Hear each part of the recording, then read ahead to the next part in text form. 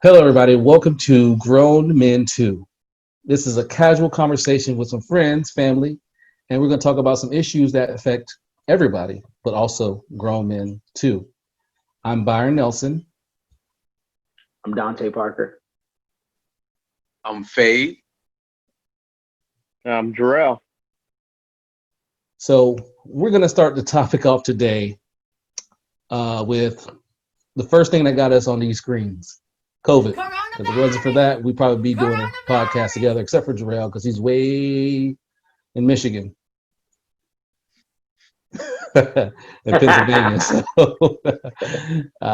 but we're going to talk about the COVID. I really don't have an issue with COVID because it never changed me. I know it changed a lot of people, but I sit in the house and I work from home. I work from home for the past year, so it doesn't bother me as much. But there are some things out there going on where people have COVID or may have COVID and pretending like they don't, or possibly ignoring the symptoms that they have, which causes issues. We know we got the mask issue that everyone's talking about. Nobody wants to wear a mask. They want to wear a mask, but they don't want to wear it in the store. All the crazy stuff, you know. So what do you guys take on that? Anyone? So I'll go first. So it's funny that you mentioned, people not knowing their carriers or being carriers and not caring. I'll tell you, so my wife told me the other day she had a friend come over, hanging out at the pool and everything like that, and they was talking about COVID. So the friend casually tells her, now her friend works at a car dealership and at a some type of clothing store. So in two very public spectrums, right? Mm-hmm. She says, if I knew I had COVID and all of that stuff, I wouldn't tell nobody. I wouldn't say anything. And I think that's the consensus. And I think, to me, that is why it continues to spread, because a lot of people have that thought process. Okay, Dante. Mind you, she's sitting in our house as she's saying that. What? Yeah. Hold on. You start the story off with talking like it was normal. And did she sit in your house? Did you immediately kick her out? Yeah, she was. It was my wife's. It's one of my wife's friends. She was your friend hanging anymore. at the pool. You need to get some new friends. Don't tell me that. What about you, Jarrell? So I think that's kind of like the fear. I mean, there's a lot of people that's been hurting for work, just about everything. So you go down with COVID. If you don't have those personal days, you're taking those unpaid days. So I think there's a lot of people that would take that risk and, kind of ignore some symptoms, may not say anything until they felt bad. But I think to go on, where you started with the face mask and everything, it is frustrating, got to go somewhere, got to put on a face mask. Part of me doesn't want to, I'm not going to say put my faith, but put my belief in that, just because I think a lot of us aren't medical professionals, so we may not be taking on and off our mask properly. But that doesn't stop me from wearing it, because I know, there's a lot of people a lot smarter than me that's making these recommendations. And at the end of the day, it's not harming me to put on a mask. So with having two young children along with a pregnant wife, I'm of the mindset I might as well do it, because if I don't do it and I come down with COVID, how am I going to think then? And now I'm endangering my family. On top of, I got to go to work. And if I don't go to work, I'm not getting paid. So I think that's driving me. But I think a lot of people are so done and over with this mask and being told what to do. And and not saying I'm not going to group everybody, but I think we as Americans don't like to be told what to do. You know, we got a lot of freedoms that our amendments give us. And I think a lot of people like to do that. You know, I think I was looking over the weekend over 4th of July, and I think it was somewhere down in Florida where they was just in the, I don't know if it was the ocean, the Gulf side, or whatever it was, but they was just having a good old time, and everybody's right next to people, and it's like little kids. I saw a father with a little kid on his shoulders, and I'm like, I mean, I get it. Yeah, let's have fun, but I don't know personally if I could do it, because if something happened to a child of mine, I don't know if I could live with myself. So, you know, to answer your question, I think people are nervous. Some people are scared to come out and be 100 when it comes to, I'm feeling this way for personal reasons, or personal benefit. I'll throw it over to Mr. Parker. So I just recently accepted a coaching job in the local area, and so every day I go to football practice, I have to wear a mask the entire time. So I'm in the heat, 90 some degrees outside, whatever it is, and I have to wear a mask. I do see, you know, definitely down here, a lot of people that, you know, walk into Walmart and these stores, department stores, and they don't have masks on. It's like you said, Jarrell, it's almost like people want to ignore the reality of the situation. And then on top of that, it doesn't help that you got, you know, President Trump downplaying stuff. And a lot of people listen to him, especially in this area.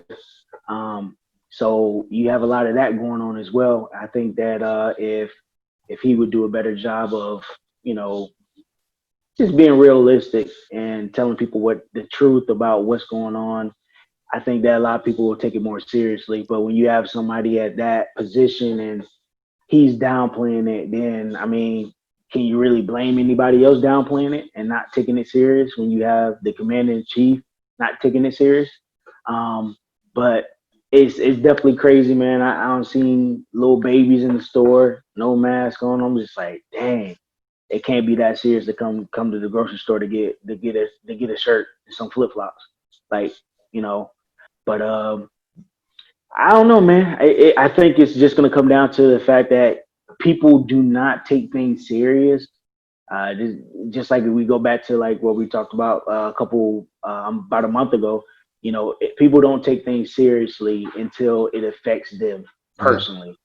Until that happens, then people just like, but then when they hit home, then it's like, oh, all gloves off. Now, hey, it's serious. By that time, it's too late. Yeah. But to me, go ahead. It's pretty serious. I'm sure when all of this broke out and as time went on, I'm sure you guys can think now how much closer COVID has been around you. Because I know for me, I've heard it was started with, oh, friend of a friend of a friend of a friend. And then next thing you know, oh, my cousin, my aunt, my sister. And it's, you know, been very, very close to home. So I don't know why people aren't taking it serious. Like, this thing is making people crazy. Let me tell this quick story. This lady I work with, her son, he worked with he was like a vendor, like at a grocery store, like stocking shelves and stuff like that. Like he did cards, like Hallmark cards. And he had coughed one day in a store and somebody punched him in the head because he coughed. Wow. This thing is making people crazy, bro. Crazy. And it's not, I don't think it's the virus is making people crazy. I think it's the lack of what Dante spoke about, leadership. Yeah. Well, let's put it, and let me play this. I'm not going to say Trump. I'm just going to say, because it's a whole administration that allows this to be told this way. If I was in charge of a epidemic, regardless if it was a hoax, regardless if it was a major issue, I would make sure that the majority of people understand that there's possible danger in not doing anything. There's possible danger in ignoring it. So I will give them the best advice, as in to protect yourself. You get what I'm saying? Get tested. I would make everyone get tested. Why not? I understand they didn't have tests because they sent the test all over to China and Russia or wherever place they were sending the test. So we don't have the test. Now we have the test. Make everyone get tested. You know exactly who's tested. Now that you know everyone who's tested, everyone quarantines who's positive, and then you have the other ones who are not, who came back negative. They can go about their business, whether they wear a mask or not, instead of having the situation where some people may have it.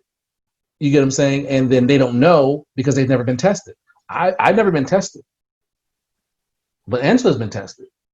You know what I'm saying? She's gonna get tested next week.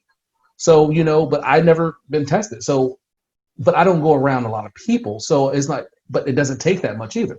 I can go around one person and pick it up, and vice versa, and give it to someone else. But without proper leadership or proper direction, some people just fall. They don't know. They hear something on one thing, and social media itself is the enemy of all things moving forward. I mean, if you think about it, media tells you one time this is what it is, and then turn around and says this. Whether it's a spin on story or whatever it is, the issue is that it's not being controlled by the person who should be controlling it, which is our president, who's over that stuff.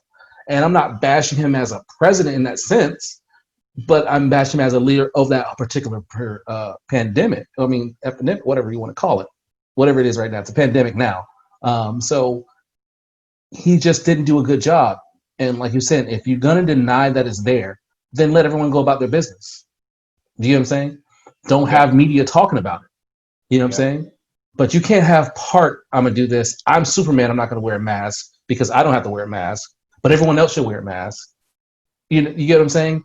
I'm not going to listen to I'm not going to listen to all the experts because I think they're lying because there's something against me that they're trying to do. You get what I'm saying? And the me idea. You can't be me when there's a bunch of people that you're over. So I think that's the biggest issue right now we're facing, is that everyone has information from somewhere and no one has the real information. Yeah. If I can add, speaking a little bit more to what you're saying, I think it's transparency, and that's what we don't have. It sucks because I think, when you're in leadership, I think transparency is important on these big type of topics, these big type of things. If we don't see our leaders leading by example and doing those things, then you get people that will fall in line.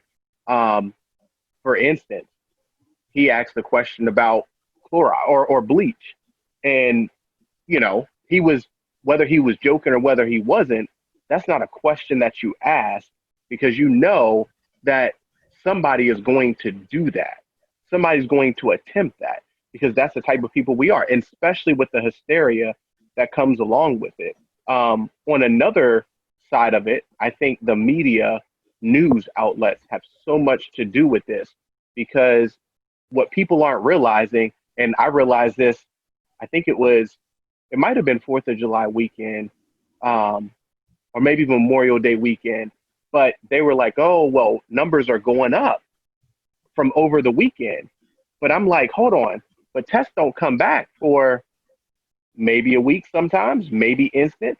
So the numbers that you're talking about from over the weekend probably really wasn't from over the weekend. It probably was from possibly all the way out 2 weeks, if not more.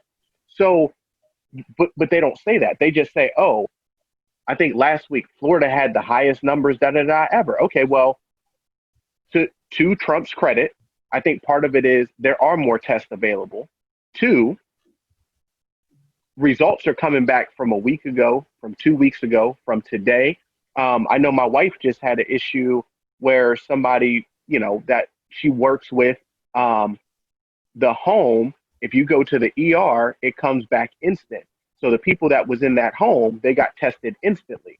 Now the workers that work in the home, they got tested through a doctor's office, and it took almost 2 weeks to get the results back. So now you have some people that got it instantly and some people 2 weeks ago. But those numbers are going to look like two different things, even though they were from the same time period. They all got tested on the same day, but when they come back is different. And I think when we don't know and we don't see it, it causes that hysteria, because people are like, whoa, Florida had 9,000 new cases. Oh, Pennsylvania had 10,000 new cases. But it's not cases directly from today. So who knows what happened, whether somebody went to church, whether somebody went to a pool. We don't know how long ago. And then lastly, that I'll talk about the COVID is they are trying to like pinpoint where people are getting this from. And I find that very hard in that tracking that they're trying to do. I haven't done a ton of research in it. I've just looked at it. But it's very hard for me to say, well, I went to that pool party and that's where I got it from, knowing that, okay, well, I went to the grocery store, I went to the mall, I was in my car, I went to the gas station, I went to the restaurant, but yet they try to pinpoint it on, oh, there was a mass gathering 4th of July. That's where it came from. There was a church gathering and this person just happened to attend church. That's where it happened. So that's what frustrates me, is there's no transparency in the truth of what's going on, which leaves people in the unknown, and the unknown cause hysteria. Because it allows people to come to their own conclusion. Yeah. They fill in the blanks themselves. Yeah. Yep. And it's not the great blanks. No.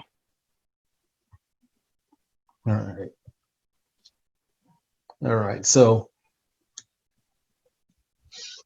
that's all I'm going to talk about with COVID, because it's Actually, I want to long. say one other thing about COVID. No, go ahead. So the other crazy thing what Faye was saying about people going crazy. So I don't know if you heard about this, Jarrell, but in Bradenton, we had a church that was selling a miracle COVID. What was it? Some kind of miracle. It's a cure. Yes, It was a cure. They said for people. cure. So it's, hey man, so it is definitely an issue. It is definitely an issue. Trying to profit off of people's fear. Yeah. Little old Bradenton. And that's funny because now I have to say something. Once again, it's about leadership. I remember we talked last time about leadership in a church. That leadership in a church failed those people. And imagine plenty of churches hearing that prior to that. And doing that exact same thing, they just didn't get caught yet. Yeah. So, you know, it's crazy. All right, so I want to show y'all something. And I want your opinion on it. Let me see. Can you see my screen? Yes. Yes, sir. All right. This is concerning the young lady, Breonna Taylor, whose murderers still are at large. You know, eating pizza and chilling at home, not doing, you know, having fun. But let me show you this. This is something new that came out the other day regarding this particular case. I just want to know what your feedback is on that. The shooting death of Breonna Taylor in her own home in Louisville. Tonight, ABC News obtaining audio. Her boyfriend describing the moment officers broke down the door and why he fired his gun. A police sergeant describing his Sami.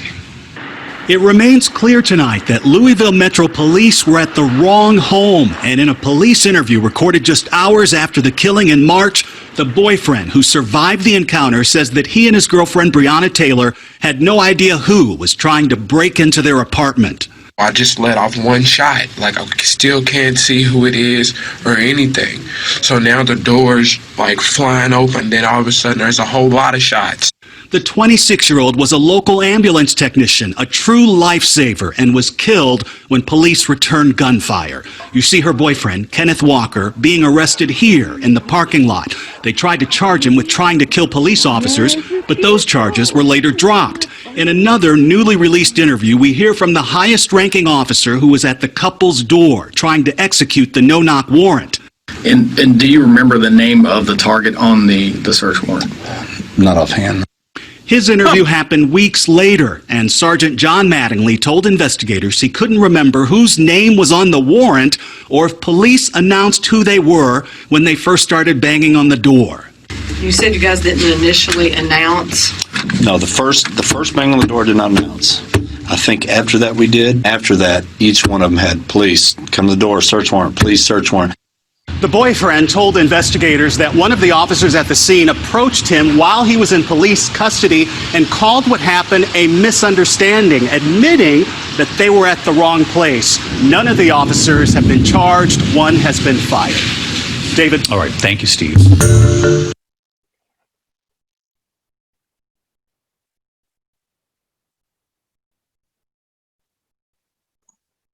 So, wow. First reaction, I'm not even gonna lie, is anger. Oh my gosh, that's actually the really first time I've heard of the Breonna Taylor thing, but I haven't kind of dove into that. But wow, to not even know who's, wow. That's our tax dollars. So you get to break into people's house you don't even have to know whose house you're breaking into. You just know. According to them, they had a warrant, so they're not breaking in. They're doing police work. But keep in mind this: it was a no-knock warrant, right? So, did you knock? Because why would you get a no-knock warrant to knock on the door? And you don't know offhand who the name of the person was? Funny thing about the whole thing is that the guy was already, I think he was already arrested when they did this. So he was already in custody and they didn't even know it. Police power can be great, but police cover up, you see what happens. The story changed. All of a sudden, it's like, we didn't know, and they charged the boyfriend with murder. I mean, attempted murder, immediately, as if he didn't have the right to defend himself. I mean, it makes no sense. Because you come in my house at 3 o'clock in the morning, I'm not assuming it's the police because I don't have any issues with police. So why do you think I'm assuming it's the police? Even if you said the police, doesn't mean that I'm not going to shoot back. You get what I'm saying? You better send a telegram or something because I'm going to return something. Somebody's not walking out is what I'm saying. Somebody's not walking out. So it's either going to be them or me, you know. Dante,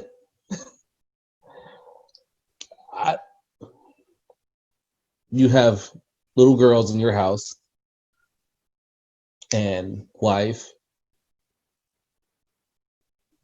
Somebody knocks down your door or bangs on your door. Do you respond nicely or do you respond with some force?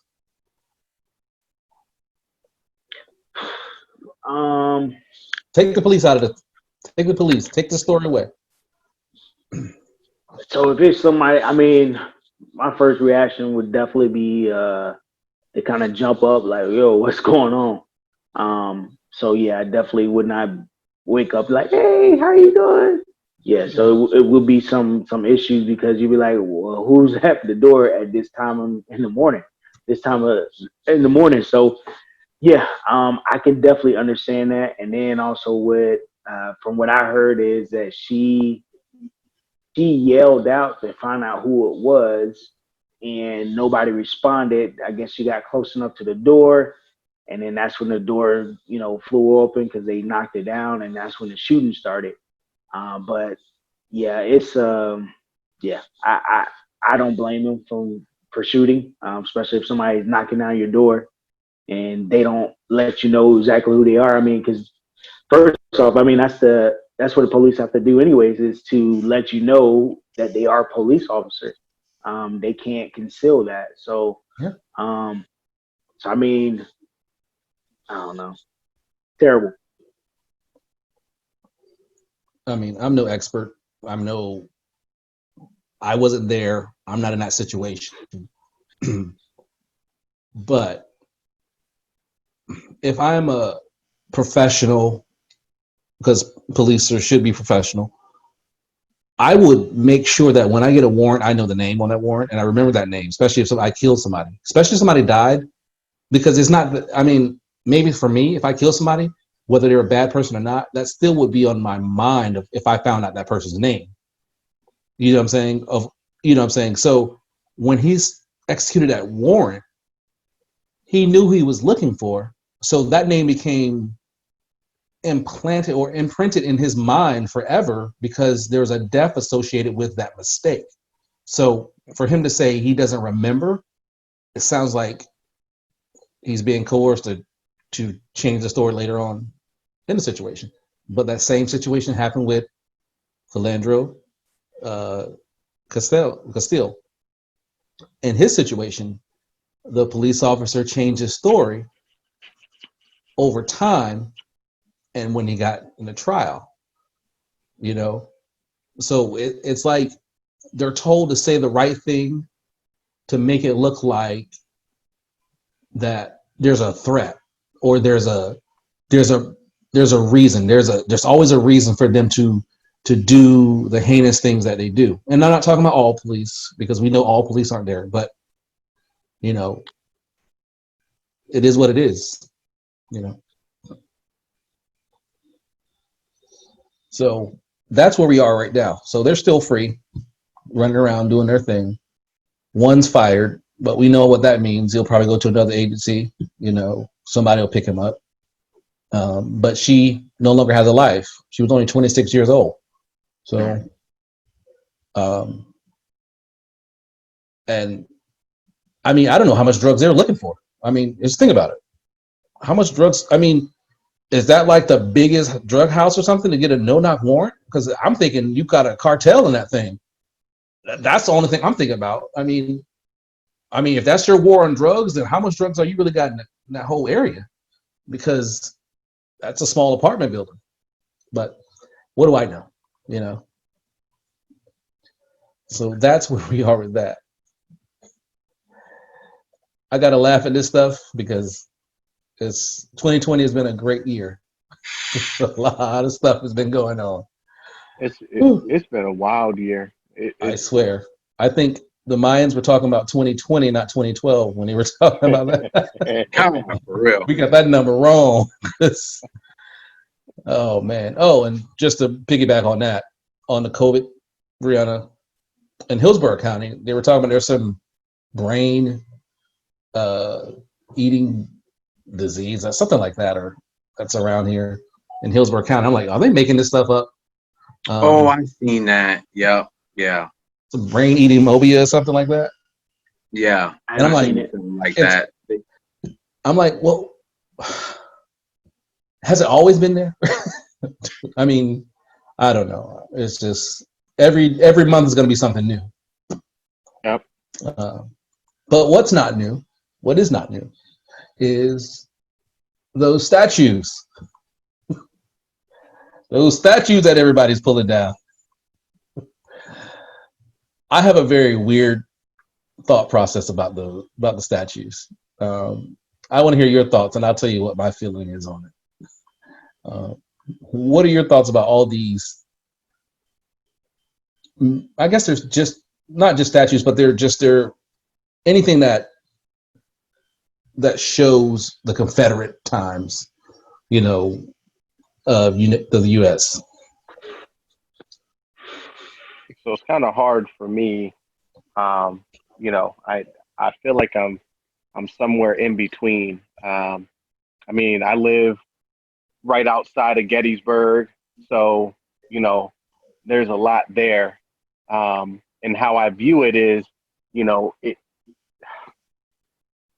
to a certain extent, it's still a piece of history. In a place such as Gettysburg, where it's a history-laden thing and not like a singular statue that to bring something, I feel like Gettysburg and places like that are telling a story of history. Do I like it? Do I love it? Absolutely not.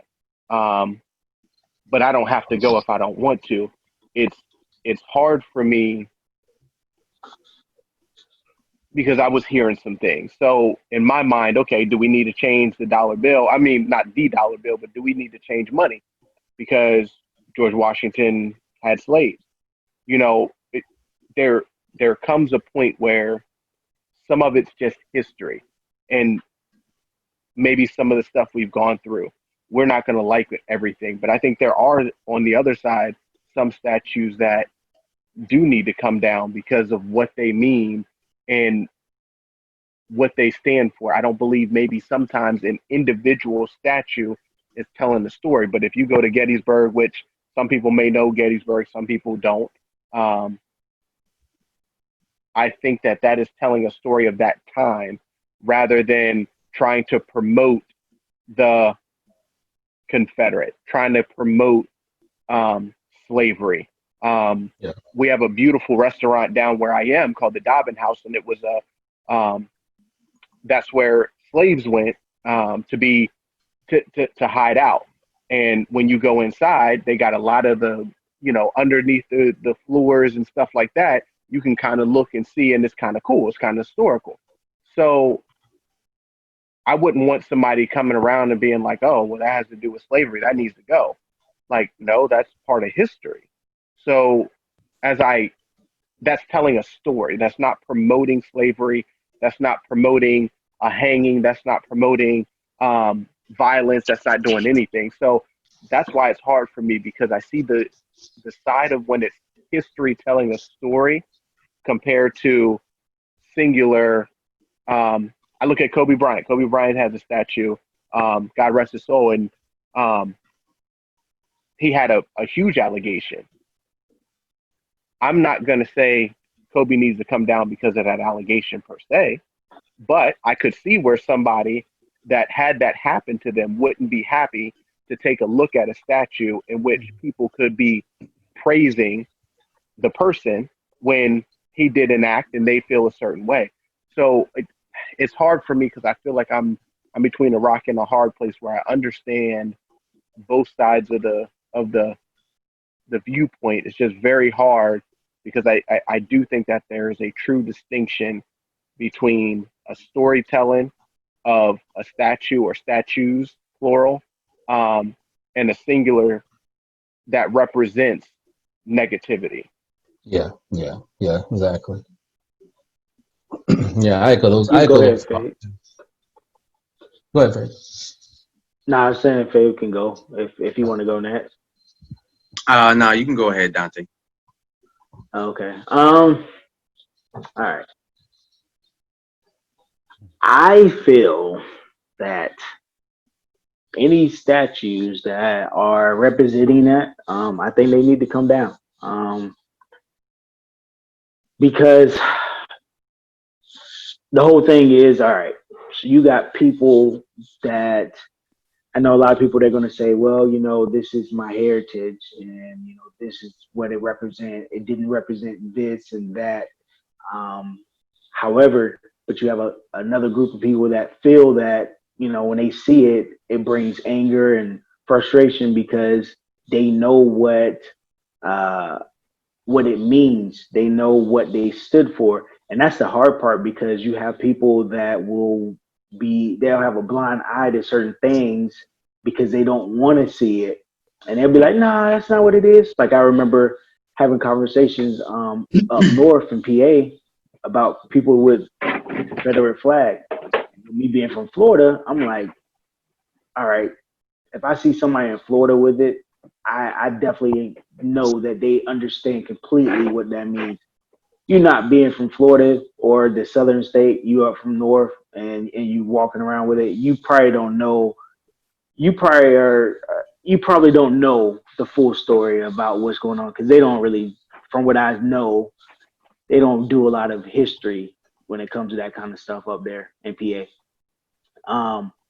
But down here, people know because that's it's ingrained.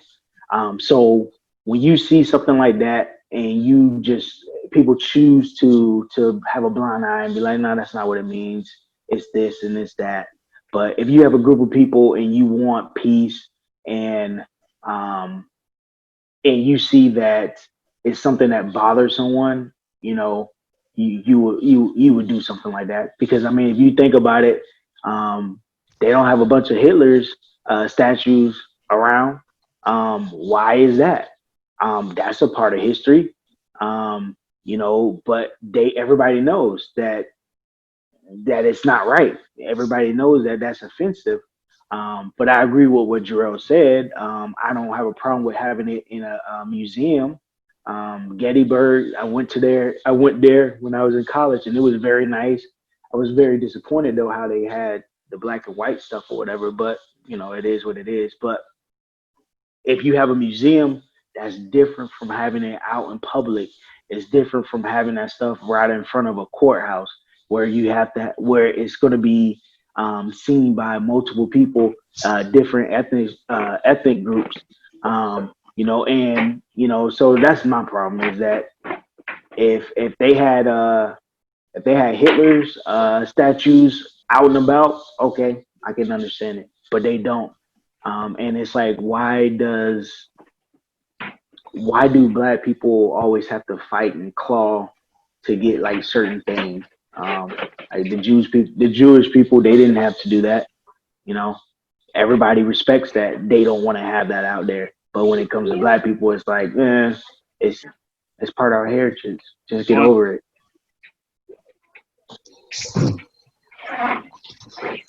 On you, Faith. So, question to help me better understand. So, these statues that are being torn down, this is at like colleges or universities and public places like that? Public places, yeah. Public places. It doesn't have to be a college. It could be like City Hall or courthouse and stuff like that. You know, just around different areas in the South. Mostly South. I mean, I'm looking at a chart right now, and it's.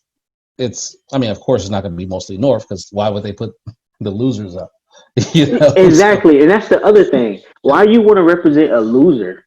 You know, and I understand history is important, but we have museums for that. That's what they built museums for. So I'll let Faith go. Then I'll clean it. I'll come back and tell you how I view about it and why I view a certain way. So I pretty much agree. So hearing kind of both points, Dante and Jarrell being on different sides of the spectrum there, you know, I see more so where it does have a place with history. It is kind of what it is. So I could see museums and things like that to where you can take your kids or whatever, and you can teach them, you take them there to teach them about this is what the history was. So why not show people this is what we are now by getting rid of those things? So I can definitely see get rid of those things in those public places and stuff like that. So we're all equal and feel united and stuff like that, and have that stuff in a place. You can go to Gettysburg, you can go to a museum, and you can learn about the history, and that be that. So that's pretty much how I see that. Yeah, if I could, I know Byron, you're gonna finish up, but so like to Dante's point, I the other side that I failed to mention is we also got to understand that when things are getting named and statues are being put up, you know, the full context isn't really being put out there. And I think to Dante's point, when we come of knowledge of more information and we become more informed, that decision of that statue may have to change at that point. And I think it's our prerogative as people to do that, because if if I tell my child, don't touch the burner, and one day they go and touch the burner, they're going to learn, oh, okay, it hurts, I'm not going to do it again.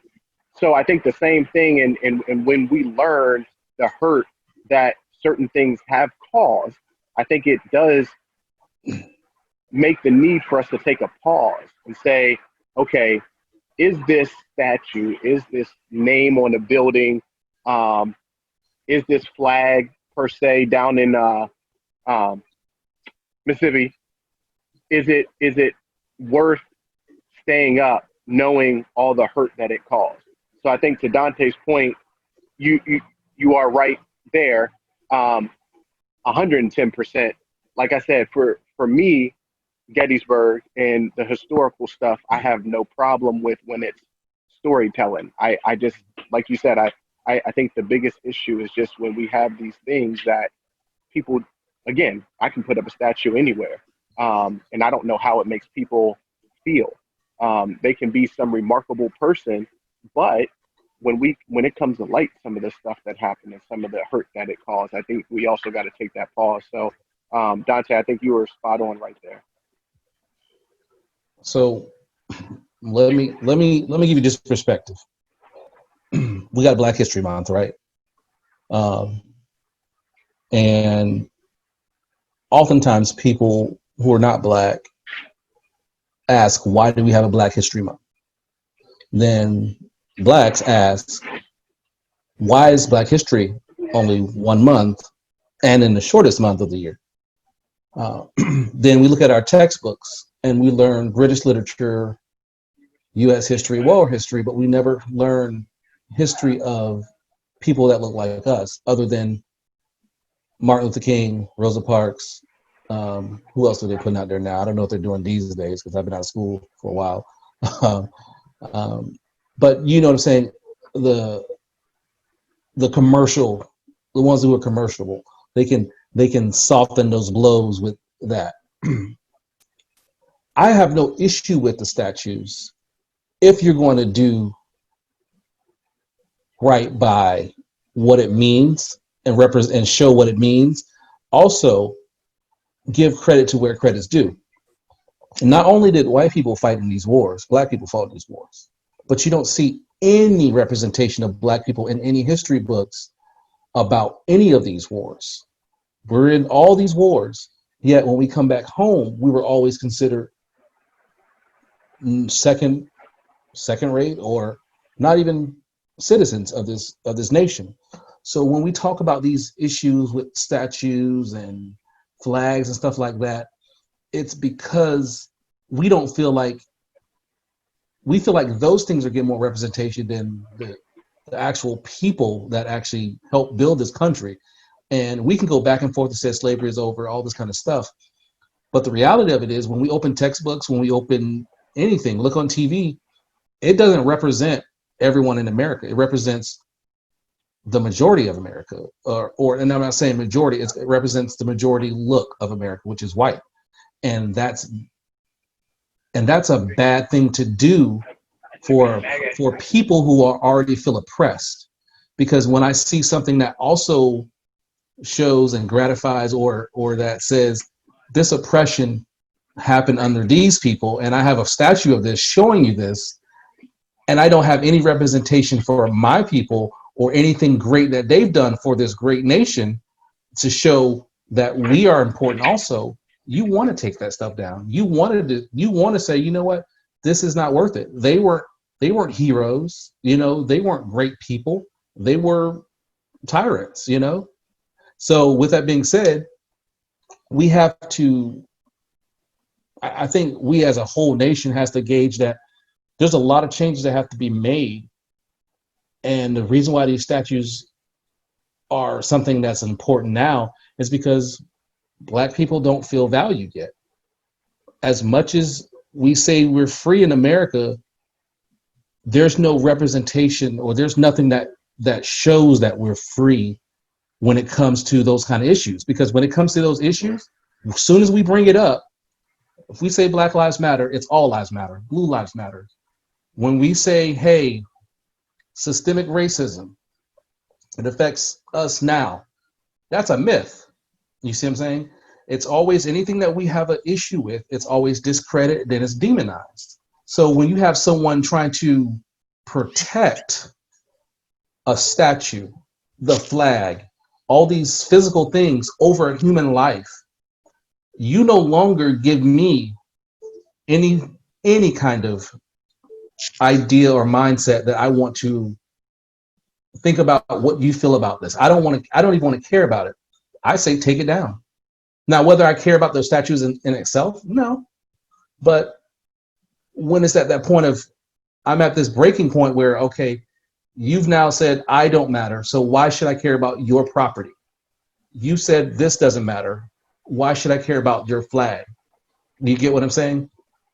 So I think it comes to the point where we have to figure out how to include, if we're going to include history, we have to put Black history in there. There's a lot of things that are Black created that doesn't show up in America. You know, it gets brushed under the side, or we'll take advantage of it, but we won't give the credit to it. So why are we giving credit to the losers of the North and the South over people who made this country great, even though they were considered property at that time? They still made this country great. So why are we giving more credit to people who didn't make any positive changes to this country? You get what I'm saying? So it's 2020. Our books haven't changed. We still talking about the same crap. I mean, you know, we skip over Malcolm X and Black Panther Party, and we say that they're bad and people, but if we look back, they were doing great things for our community because it needed it. If the Black Panther Party was here, the real Black Panther Party was here today, there wouldn't be these police killings because the Black Panther Party was there to protect that situation. But, you know, when you talk about that, the first thing they think about is violence. That's the only thing they can think about. And I'm going to say this. Where in history, I want you to think about all history that you know, has any African or Black ever went out their way to kill white people? Where has that ever shown up? I mean, where have you seen Africans invade Europe? Where have you seen Blacks take over the North, the South, or anything and kill a bunch of Black people? I mean, a bunch of white people. Where has that ever happened? I mean, think about it. Has to be considered so violent and so uncontrollable and everything, why, where are they getting that from? Where's that narrative from? Because even through history, there's nothing that shows that Blacks have ever done anything like that. But if we look at the true history, which they don't want to put in those books, is those things have been a white American or a white European, just that was their claim to fame. That was what they did. And I'm not saying that what they did was the worst thing in the world, because there's people who did worse things. But all I'm saying is, if Blacks are so bad, why is there no history showing us doing those heinous things that we keep getting criticized or keep getting told about or accused of, and there's nothing in there? Why wouldn't you put that in history to make us believe that? You know what I'm saying? But yet we have these statues that show these statues of your cousins and ancestors, of their cousins and ancestors, knowing that they did these heinous things to human beings. So why glorify those? So that's why I said take them down if you're not going to put up something next to it showing the heroes of the day that look like us. Wouldn't that be nice? That would be very nice. Well, I got not. What? Go ahead. I was gonna say, and this isn't like 100%, you know, on the exact topic, but you know, I'm not gonna say that I know people and I know them in detail, but you know, I look at LeBron James and you know he's been in the league 17 years. You haven't heard anything as sense of a parking ticket, but yet he gets ripped apart. He has people calling his friends a posse, in a sense that he's one of the few people that uplifts the people around him. He didn't satisfy and say, you know what, I'm gonna support y'all. He's like, no, no, no, no. I'm gonna help y'all, but you're gonna do your own thing. But yet everybody wants to bash him. People want to talk bad about him. And I think, you know, Byron, to like modern day of what you're talking about is, where's the credit that he gets? You know, people want to bash him about the decision, but people don't realize that he raised over $2 million for the Boys and Girls Club. But they don't care about that. They care about he made a spectacle of a decision. Okay, it doesn't matter what he made a spectacle of, but at the end of the day, look at what he's trying to do. Look at the school that he built in Akron. But we don't talk about all those things.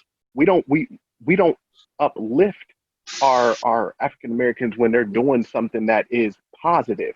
And you got this man that has no college degree, or didn't have a college degree, came out of high school, was heralded as this number one guy, didn't crack under pressure, didn't do any of that, stayed the course, kept doing what he's doing, married a high school sweetheart.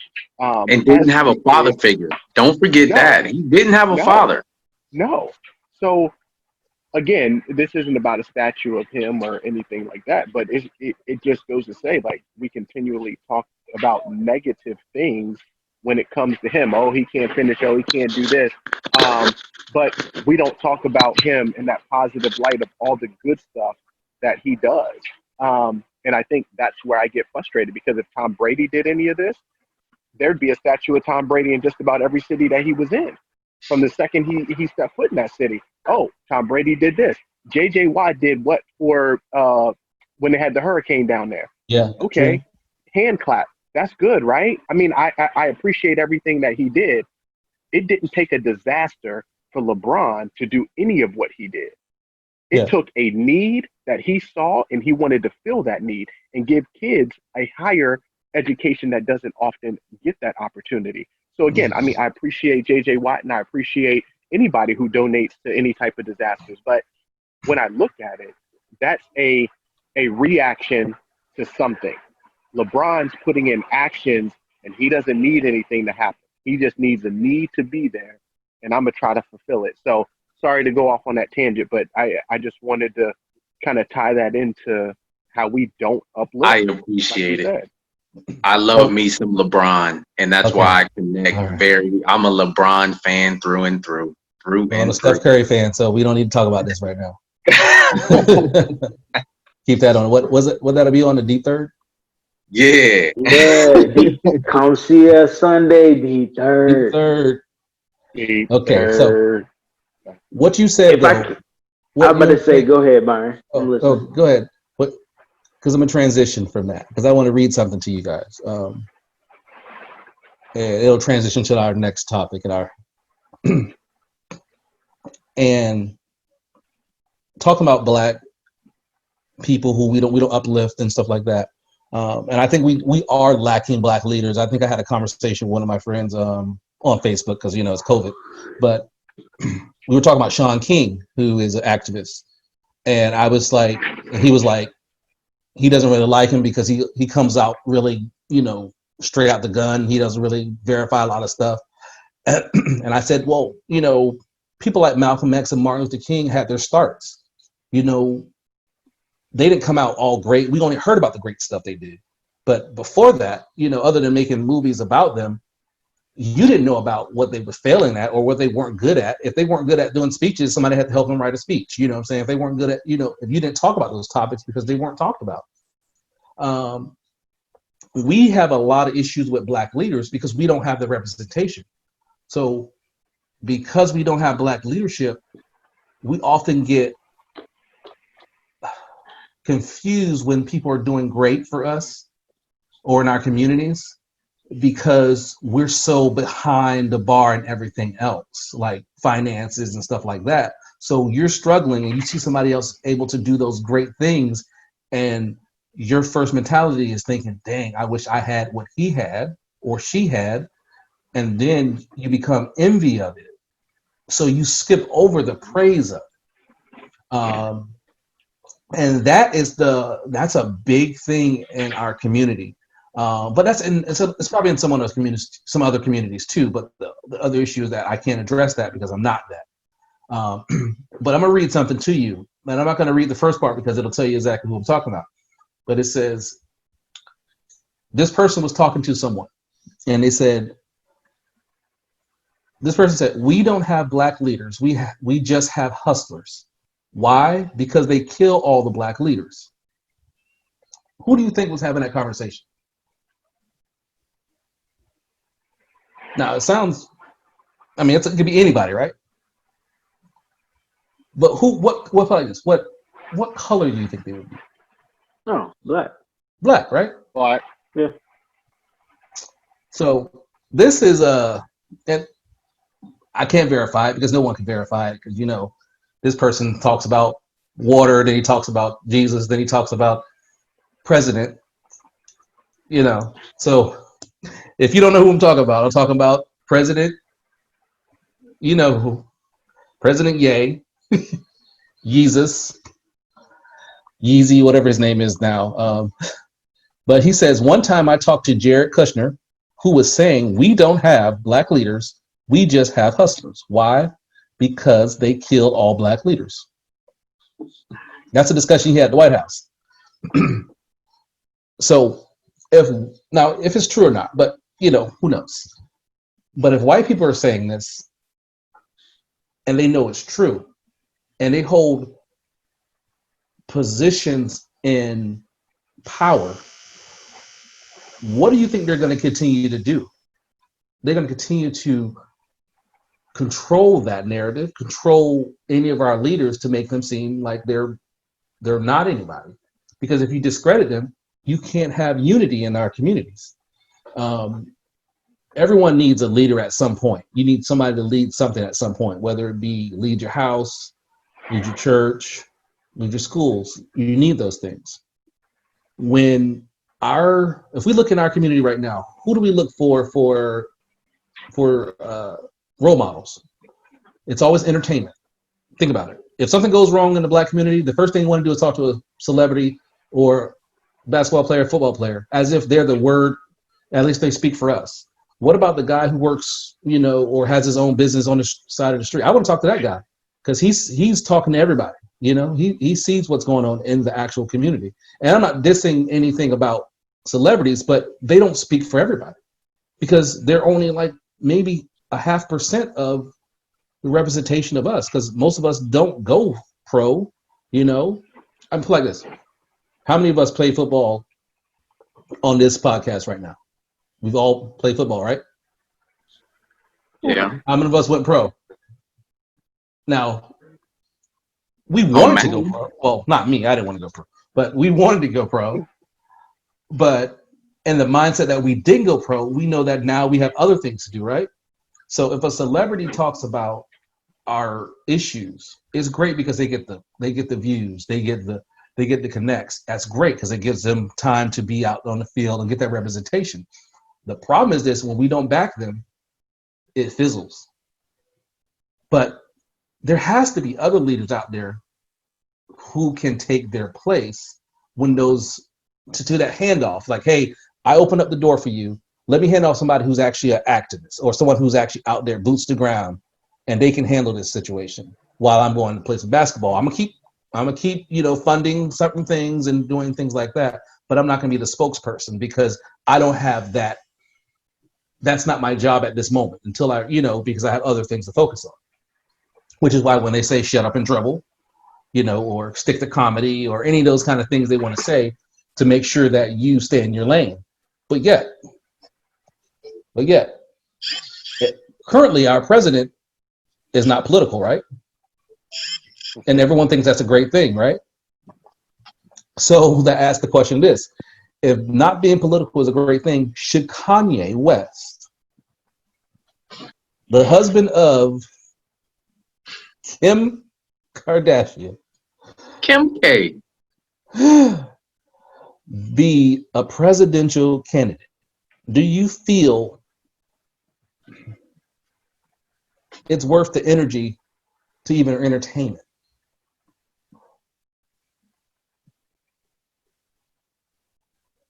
are you saying like us as Americans entertain it, or like should Yeezy even? Oh, Yeezy, it's Yeezy. He can do whatever he wants to do. But Okay. to entertain it as individuals. No. I mean, to be honest, he lost me when he went to the White House and he started talking to President Trump and was saying that, you know, Black people, we accepted slavery, like it was a choice. Like once he said that, he lost me. So I mean, to be honest, it's just I love his album. He needs to stick to music. That's it. I mean, so is that fair? But is that fair? Is that fair to say stick to music? It's fair for me to say that. I feel like it's fair for me to say that because when you come out and you say, well, what are your policies on taxes? Well, I don't know. I ain't do no studying. I got to go and get the best. So when you go and you say that, then he said that. Yeah. He said that. So let me read something else that he said so you understand this. So I want you to understand this is his campaign stuff. Okay. I'm reading this from him, from his interview. Okay. He envisions the White House organizational model based on the secret country of Wakanda in Black Panther. Okay. Great movie, just not for America. Okay. He no longer supports Trump. He's taken off the red hat now. He is okay with what he says, siphoning off Black votes from the Democratic nominee. Although that would help Trump, you know what I'm saying? He's saying the Black vote is a Democratic. He said the Black vote is Democratic as a form of racism and white supremacy. So it is what it is. He says a lot of things that were very touch and go in his interview. And I heard it was like 4 hours. I don't know who had that stamina to do that 4 hours with him, but I'm sure it was a lot more things he said. But his official running party, his political party is, I'll let Dante say it because he likes it. What's the name of his party? Birthday Party. The Birthday Party. So why do you think he's able to run for president? Why do you think he feels like he can? Put like this. Because pre-Obama, there was no Black president. When Obama ran, and he had to be poised. He had to be almost perfect in order to get his candidacy and to get nominated or to get elected and elected again. And although he wasn't perfect, you understand what I'm getting at? It allowed someone who is far from perfect, far from the look of anything presidential or American viewpoint. Well, I'm not gonna say American because that's kind of what it is. To go to the White House the next time. So did Obama create the catalyst for anybody to walk into the door? I mean, is that what I'm saying? And I'm not saying this in the sense of because they elected Obama, anybody can get in there. What I'm saying is this: is the hatred for Obama that bad that they would elect anyone to make sure that nothing like that goes in there in the office again? And I'm gonna let you marinate on what you think nothing like that is, because this is where my viewpoint is from it. Because his policies weren't the worst policies, you know. Who policy wasn't the worst? Obama? Yeah, I mean, he didn't have the worst policies, you know. Nah, he didn't. Keep in mind, He ain't really help Black people that much anyway. So. But was he supposed to? Think of this, and I'm glad you brought that up. This is where I love to hear this. We assumed he was supposed to help Black people because he's Black.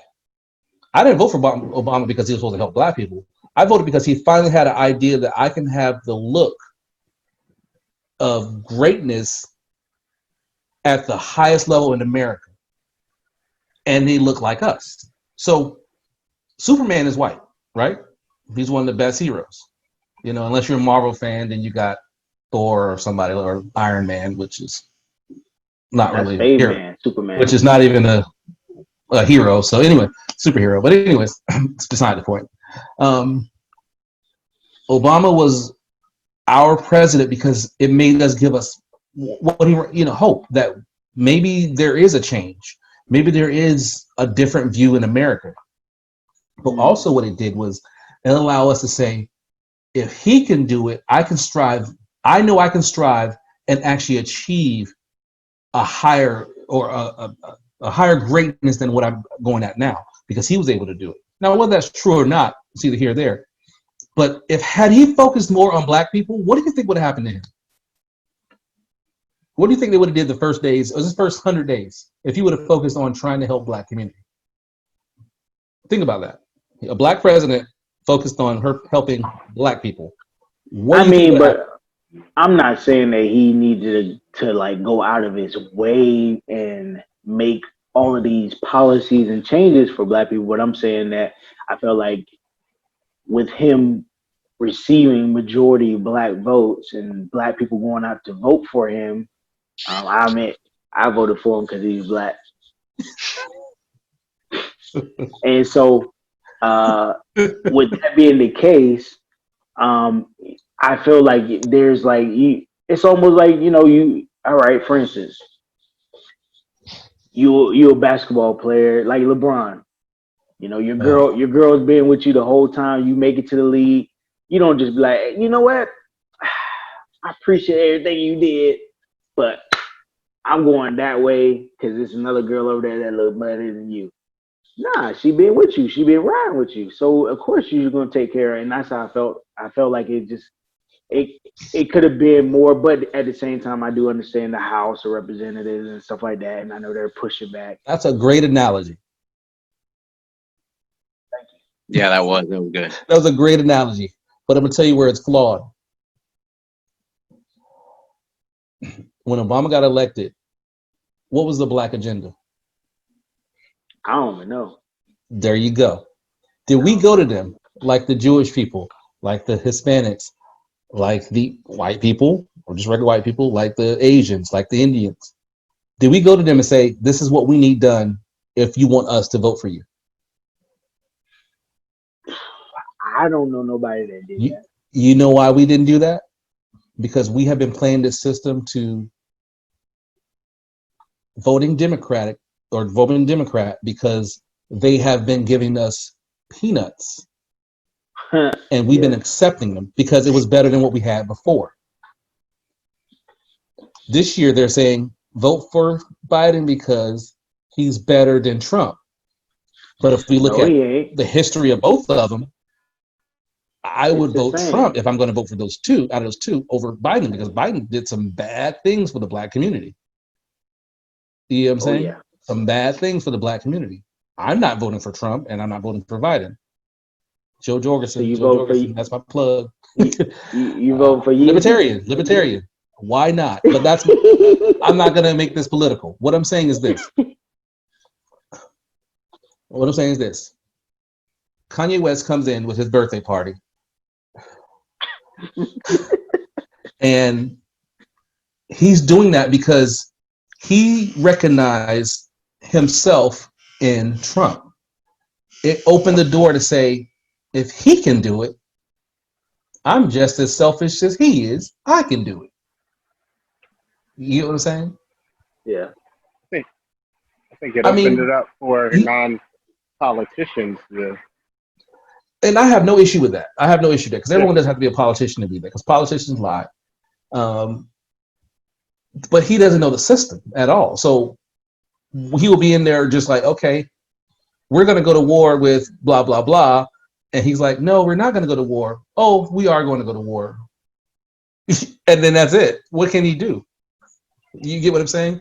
He doesn't have any power because he doesn't have enough knowledge of that system. It wasn't built for that. The reason why Obama was good at what he was doing, because he studied law. He was a lawyer. Yeah. You know what I'm saying? So he knew the ins and outs. He didn't need a team of people to tell him how to do things. He had the information. He had a team, but he knew how to pick the right team because guess what? He knew the knowledge. He knew everything he wanted. The only reason he chose Biden was for the foreign stuff that he probably didn't know too much about and left it alone.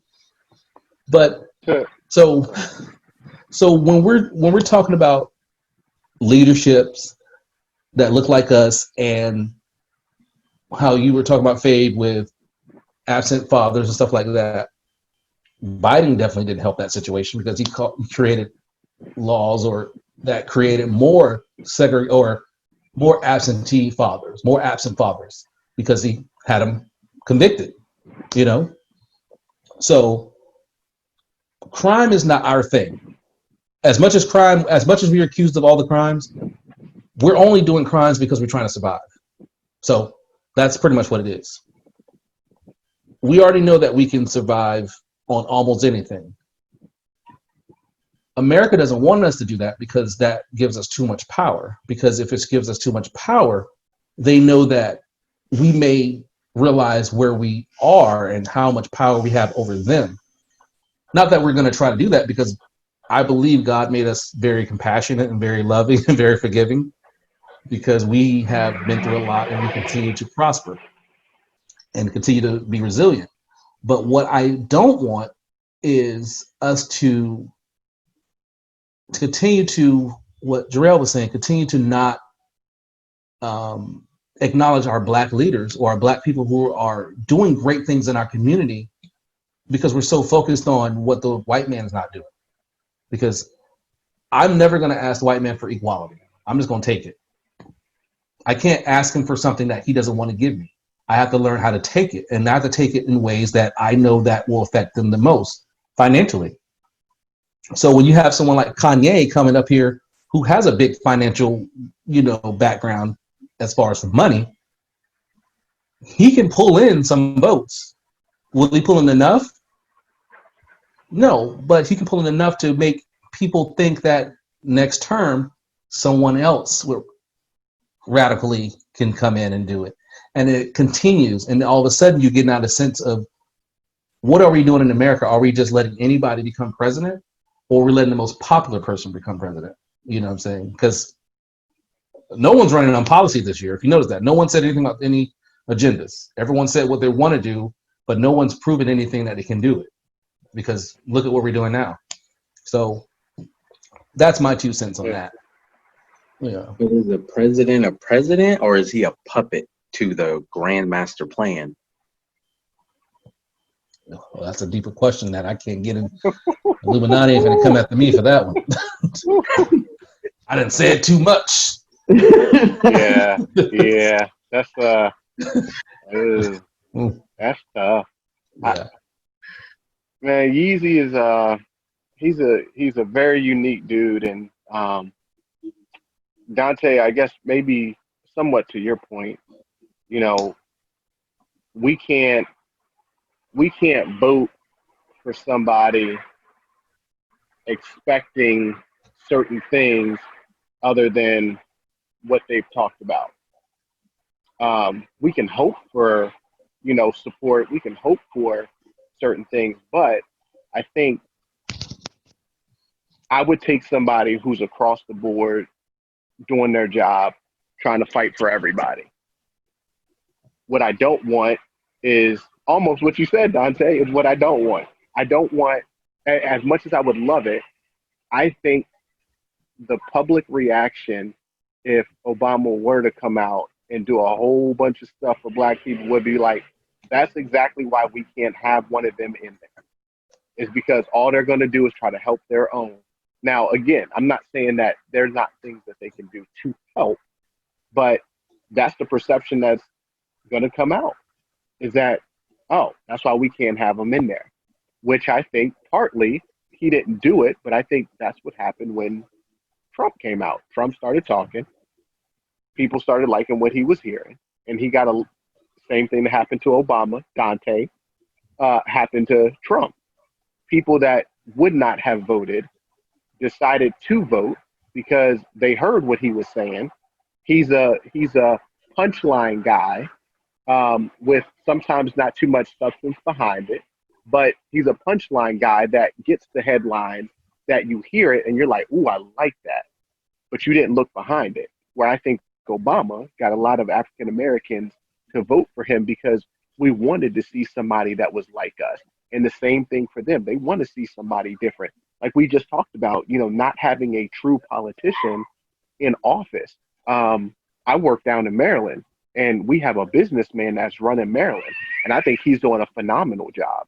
That's why when Trump was running, I kind of thought like maybe it is time to get somebody different in there to see if some things could be different. So that allows your mind to wander when you see somebody like somebody else or like something that you've seen be successful. If I had a businessman that everything he did was gold, if he came and pitched me something, I might be more apt to be like, all right, how much money you need? Yeah. Take it. Long, Yeah. I get my return on investment. Okay. Yeah. So I think that's what happened with Obama. And I think that's what happened. And,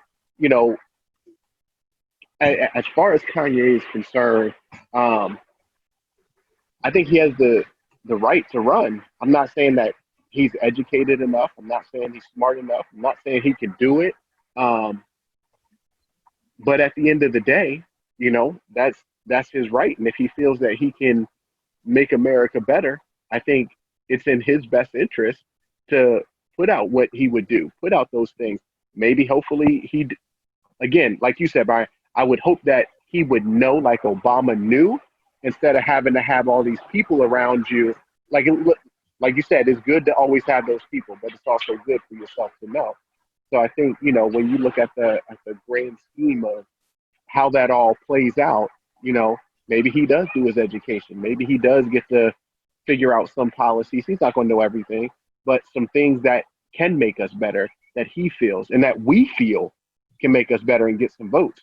Because again, I think he's got the Kanye, I think he's got the wife, family, and yeah, you're going to get some young votes, but you got to talk about something else to get the rest of the people. Because there's not everybody that's a hip hop. There's not everybody that's in love with keeping up with the Kardashians. So I think, but that's his right if he feels that he's good enough to put his name in the ring. There's a lot of people in the ring. Think about this though. Oh yeah. The problem is that money talks more than anything. Because my favorite candidate right now doesn't have the big budget. So because she's not in that ring with him. There's no feature on Forbes about her. You understand what I'm saying? So although there should be a feature about her on Forbes because she has a PhD and everything like that, she doesn't have the views, the Instagrams and the TV shows and stuff like that. She works at a college. She's a professor, teaches psychology. She does those things. She's a normal person. And right now, I think we need normalcy in the office more than political or celebrity. We need somebody who has a ground, mindset that's in the ground. Now, I'm not saying it only because I choose her, because I didn't choose her until late in the game. I was not going to vote. My whole thing was hold my vote hostage until I hear somebody address the black agenda. And I was going to, but no one was going to say anything, especially after Biden said, you ain't black if you vote for Trump, which makes no sense, but that's neither here or there. All I'm saying is, I think Kanye is like a distractor of what really needs to be done. Because if we focus in on what he's, put like this, if you did a 4-hour interview with this guy, I don't know. Why would you? I mean, but then again, it's Kanye, so it's a celebrity. But would you do a 4-hour interview with Joe Biden? Would you do a 4-hour interview with Donald Trump? Would you do a 4-hour interview with Joe Jorgensen? Would you do that? You probably wouldn't. You probably do an hour and call it a day. I did an hour with the presidential candidate and I walk out the door. But because it's Kanye, he's going to say 1,000 different things all over the place. You're going to find that you got 6 hours worth of material that you got to condense to maybe 30 minutes worth of topic. So it's good for business to talk about Kanye, but it's not good for America to have Kanye implemented in this especially this year's presidency. It's just not.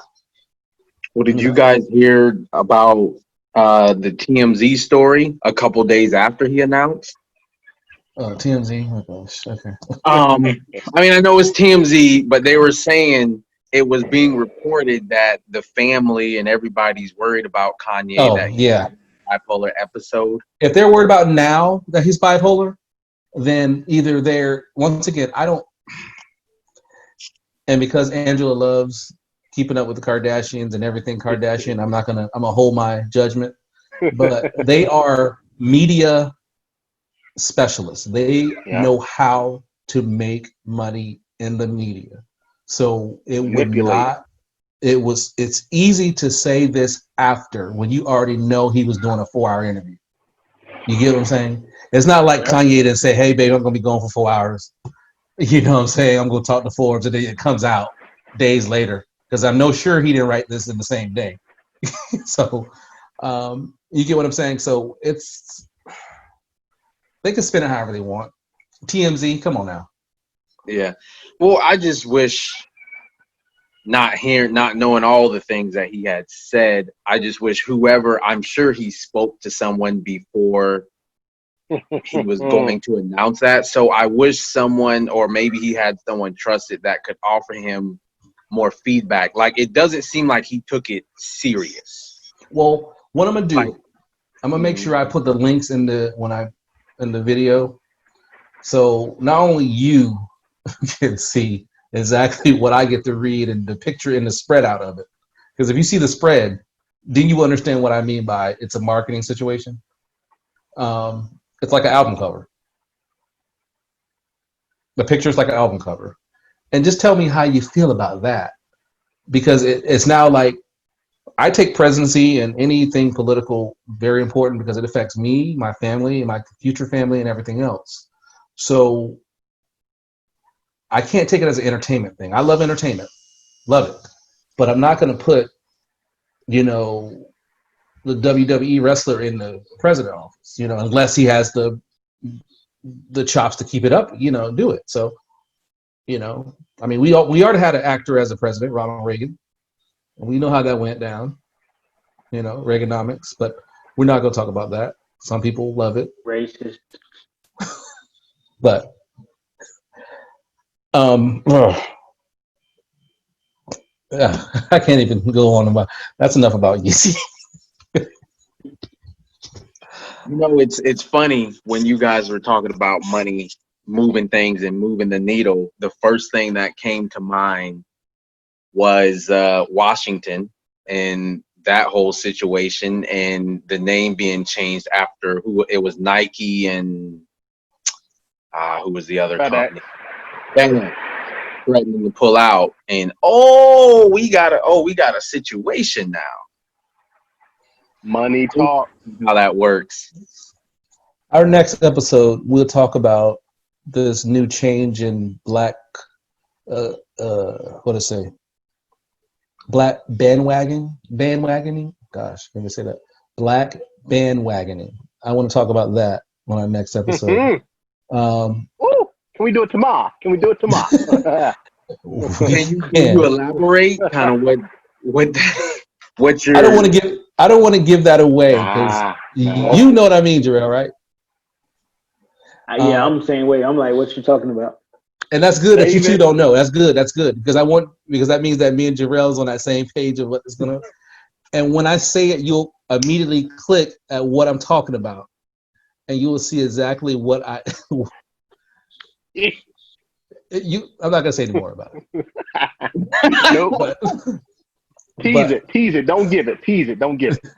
But we're gonna end this episode. I want to thank all our viewers. We're trying to bring, I guess, candid conversations about everyday life, and it's not always going to be about Black community. Just 2020 has been strange, and that's the topic right now. but we are all family men, not necessarily fathers, but we're family men, and we want to see what's best for our communities. And because our community just happens to be Black, we're going to talk about some of those issues and some of those great things that go on. And also, so this grown men too is not about the men part of it. It's about addressing things that may get swept under the rug for men, such as mental health and, you know, family, being a father or becoming a father, babe, marriage and stuff like that, you know. So soon we'll transition away from just talking about Black issues and COVID and police brutality and stuff like that. Hopefully the rest of the year we'll start to see a different view. But first, before we do that, our next episode will definitely be about Black bandwagoning. And then I'm going to tell the story of the Candace Owens issues that I faced and that I almost fell into. Yo, I can't wait to talk about that. Already. It's gonna cross some barriers with mental health, finances. It's gonna touch a lot of stuff. And being older, and now that I realize where I am now and secure, then yeah, I can see all of it, how it played the part. But I want to thank you guys for the video, and we will see you guys next time on Grown Men Thanks 2. y'all, man. All right.